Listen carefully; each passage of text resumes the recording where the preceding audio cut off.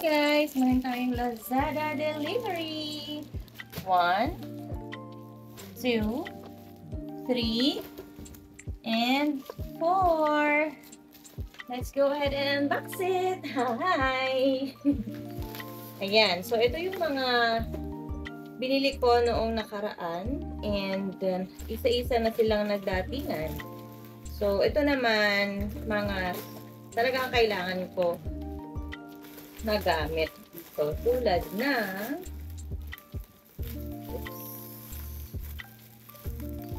ito, yung sa air fryer. Diyos ko Lord, hindi na siya pantay-pantay. Ano ba namang packaging yan? Anyway, pwede pa rin. So, ito yung nilalagay sa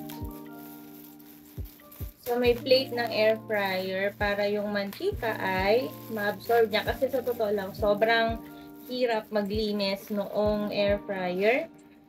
At sometimes yung coat niya sa ilalim ay natutuklap. So, ito. Kaya bumili na rin ako nito. So, that's number 1. And another budol I have is, I think this is mga gloves para sa paghugas ng pinggan. Hula ko lang. Ay, oo. So, ito. One is transparent and the other one is blue. So, ayan. Dalawa siya. So, mahaba siya na gloves. Yan.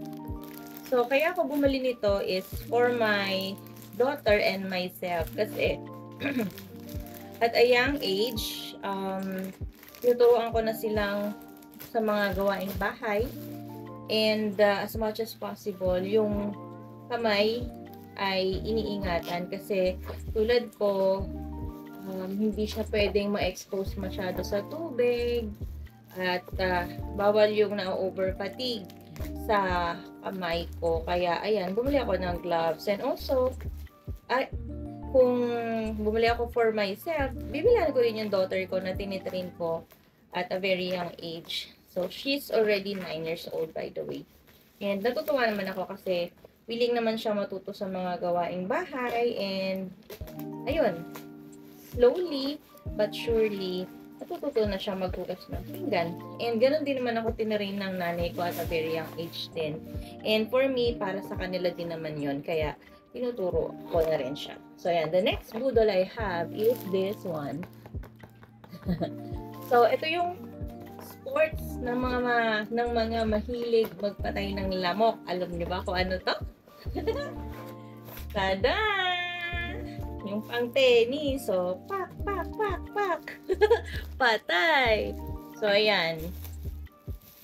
Kailangan ko to kasi ngayon medyo malamok, tag-ulan.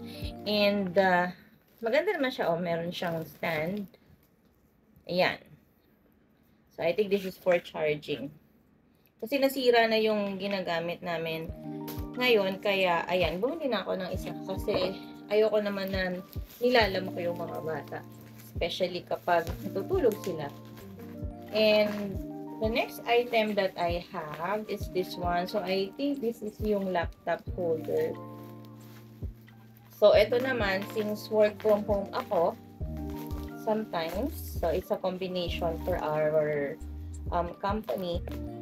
May mga instances na hindi naman kailangan lagi kang nakaupo at nasa table. There are also cases wherein you need to change places from time to time within the bahay. Kaya ayan, naisip ko na bumili nito. And this can also be used kapag kakain. So, ayan, very useful siya.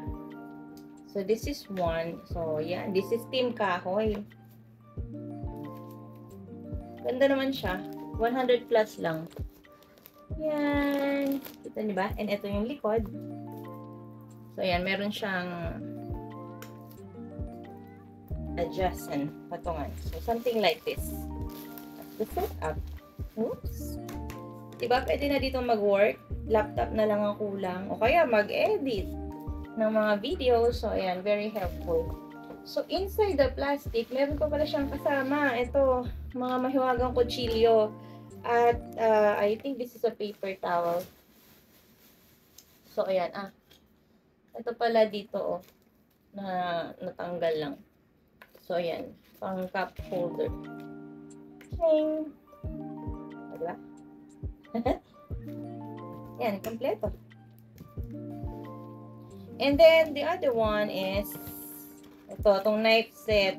Ito, kailangan ko to kasi yung mga kutsilyo ko, hindi na siya ganong kaayos gamitin. And, ito naman, affordable din siya. And, what I love about this is very aesthetic siya. Look at that, guys. So, medyo careful lang ako. At quickly ko lang ipapakita kasi medyo bawal kay Meta. So, this is my budol. So, yan. Knife siya. So, hindi ko na ipapakita isa-isa. But, meron itong kasamang gunting. And, yung pang peel. So, yan. Very quickly ko lang ito show.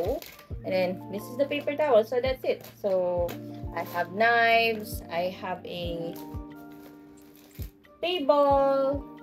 Laptop table. I have this pampatay ng lamok. And I have this 2 sets of gloves. One white and one blue. And of course, itong pang air fryer for the mantika. Ayan, para maging healthy. So, yun lang yung mga gusto ko i-share sa inyo. Sana nabudol ko din kayo, char. So, I mean, as I was saying, so hindi naman porket nagpe-flex ako ng mga gamit dito ay kailangan yung bilihin. What I'm trying to say is kung ano lang talaga yung kailangan natin sa ating mga tahanan, check natin, i-prioritize natin kung ano lang talaga yung super need natin at mapupulfill yung mga kailangan natin sa buhay. So, yun lang yung gastusin natin, di ba? So, still, spending money wisely. So, ayan. Hanggang sa muli ng ating budol at chikahan dito lang sa Naisip Ko. Bye!